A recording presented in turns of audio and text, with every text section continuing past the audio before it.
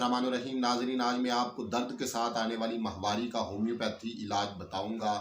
ناظرین، اکثر خواتین کو ماہواری جو ہے وہ بڑی درد اور تکلیف کے ساتھ آتی ہے اور یہ تکلیف ان سے برداشت نہیں ہوتی۔ آپ ان علامات میں یہ نسخہ استعمال کریں۔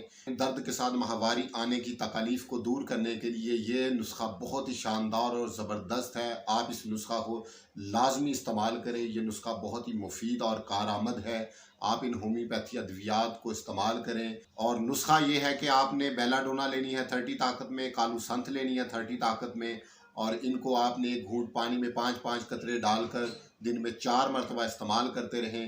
اور اس کے ساتھ آپ نے مگنیشیا فاس 6x لینی ہے۔ اس کا طریقہ استعمال ہے کہ آپ نے 3 گولیاں اس کی استعمال کرنی ہے دن میں 3 مرتبہ۔ آپ دیکھیں گے کہ ماہواری کا درد کے ساتھ آنے والا مسئلہ جو ہے، جو تکلیف ہے، وہ ختم ہو جائے گی۔ یہ نسخہ اس مسئلے میں بہت زبردست اور شاندار ہے۔ آپ ان علامات کے ساتھ اس نسخہ کو استعمال کریں، کیونکہ یہ نسخہ بہت ہی زبردست اور آزمودہ ہے۔ آپ اس نسخہ کو لازمی استعمال کریں، انشاءاللہ تعالی فائدہ ہوگا۔